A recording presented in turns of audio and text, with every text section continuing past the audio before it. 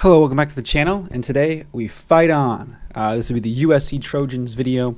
One of the most interesting teams, I think, going into this season. Obviously, they have the best player in college football, who looks to be the first guy to repeat the Heisman Trophy in, God, since what, the Ohio State running back way back? I mean, it's been a very long time. And, you know, it's surprisingly not all on Caleb Williams. The offense has never been a question, and it probably never will be underneath Lincoln Riley, and that's, you know, probably a good thing for them. So just looking at the USC Trojans and their what they did here in the transfer portal, they did a lot. I believe they got in, what is this, like 20 commits? They brought in Bear Alexander, Dean lineman from Georgia. They brought in Dorian Singer, wide receiver from Arizona. Another corner from Arizona, Christian Roland Wallace. A guard from Wyoming. A D lineman from A&M. A running back from South Carolina, Marshawn Lloyd. That kid's real good. Linebacker, defensive line, receiver. 3 receivers left, actually. They brought in some more corners and some more offensive linemen. So they're really focusing on defense and O-line, which is kind of all you need, because USC's got a lot of skill positions. They brought in Marshawn Lloyd as well, another running back. And they're really basically just like, look, we have an unbelievable offense. We need a competent defense, and we would have won. Not even a competent defense, just a defense, and you would have beaten Utah in that Pac-12 championship game last year. I mean, it was tough to see the amount of missed tackles they had. I even had a little wager on USC back then. And my goodness, it was tough to watch that happen because they were the far superior team. Caleb Williams was running around on one leg. He was hobbling. Granted, he had F Utah on his fingernails like a psycho, but whatever. And he was doing his thing. 5-star will 5-star. Heisman will Heisman. And he's out there dominating on one leg. And his defense couldn't tackle anyone. I mean, the amount of broken tackles in that game. If you're a defensive-minded guy or a defense guy, obviously you've probably already seen this, but you should go back and watch that game because, my goodness, it's terrifying how many missed tackles they had. I don't even know the stat, but it had to be in a record. It was ridiculous. It looked like Derrick Henry running through his high school tape. As for the rest of the recruiting, they were the 8th team in the country last year, obviously top of the Pac-12.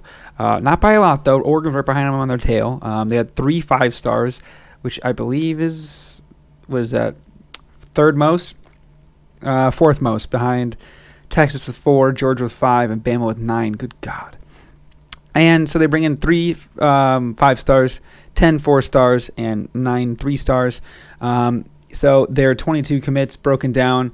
They had in Zachariah Branch. He's out of Las Vegas, Nevada, 5'10 receiver. He's the number 4 commit in the country, number 1 in his state, number 1 in his position.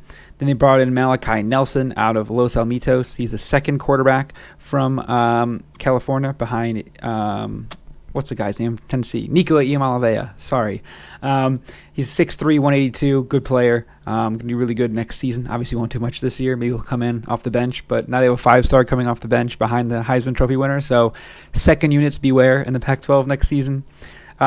Deuce Robinson, a tight end, 5-star, 6'6", 225. And I think this kid had some basketball tape as well.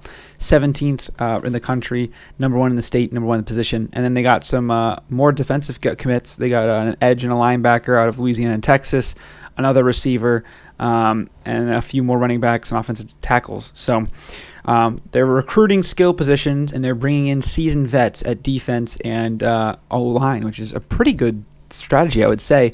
Obviously, it all comes down to them for can they get it done. Returning, obviously, Caleb Williams, number 1 in the country, 4,534 yards, 42 touchdowns, 5 picks. That's insane. 42 touchdowns, 5 picks on 4,000 yards passing. 4,500 even. And then Kalen Bullock is the 30th ranked prospect here on this board. So that's a safety there. So some good defense there. Looking now at the our lads here, the depth chart. They've got a lot of continuity on offense. The running backs are the same. The running back being Austin Jones was the backup last year to Travis Dye. Went down with an ACL and then went to the league. Caleb Williams obviously comes back. Tight end comes back, but obviously Deuce Robinson will be getting some reps pretty quickly. They bring back 2 of their 3 offensive linemen and 2 of their biggest receivers. Mario Williams turned it on at the end of the year, and Brennan Rice. I believe it's Jerry Rice's kid. And then they bring in another transfer, Dorian Singer, and they've got a bunch of freshmen. That Zachariah Branch probably make some waves soon. But they have the reigning Blitnikoff Award winner after last year. Jordan Addison came in and did pretty well. Obviously, he was a little hurt, but we'll see what happens there. And they got 3 offensive linemen coming in that are all transfers, so big transfers. And then you look at their defense. The entire D-line is highlighted orange on here, which means it's a new player. They bring in sophomore, senior, all transfers on their defensive ends, their nose tackle, defensive tackle, and then the linebacker. And then they bring in another corner as a transfer. So they've got a lot of new names on this defense. So hopefully that'll figure it all out. They've obviously got Damani Jackson, who was rumored to be transferred to Michigan, but unfortunately was not the case. But they had a transfer come in, probably going to take him over there. I hope they have the same holder, because their holder was unbelievable last year. The kid did a backflip on a fake play. But overall, USC really brings back most of their production in terms of just Caleb Williams, really. They got some better players coming in for their offensive line, and their defensive line is super beefed up, because you kind of saw that some of the other teams would just bully them up front, like mostly Utah twice, right? UCLA was able to move the ball with them. Every game, their over-under was in the 70s and 80s because it was a track meet. USC was going to score 1 billion, but the problem was their defense couldn't do a thing. And their offense would score so fast, their defense was already bad, and it was getting tired the whole time. So maybe they can pound the rock a little bit more, have Caleb run it a bit more. You always have a risk with a guy like Caleb.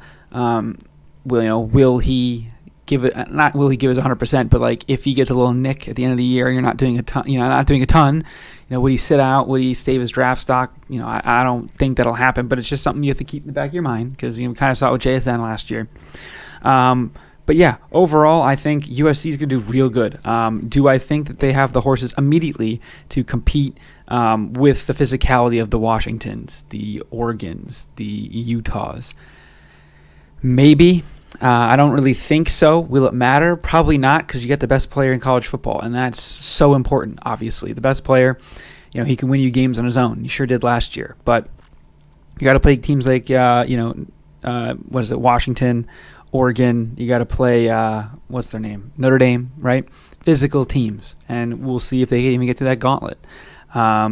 I've already done the schedule a week before today, week back, so check out that video. Maybe I'll make sure it's the linked video after this one.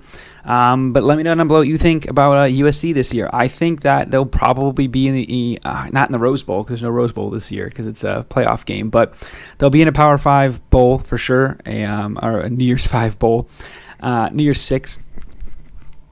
I think they'll definitely be in a New Year's 6 bowl. But I'm not sure which one. I don't think it'll be one of the playoff ones, unfortunately for them. Obviously, I could be totally wrong. They could play a home playoff game in the Rose Bowl, or they could play Georgia in the Sugar Bowl, which would be awesome.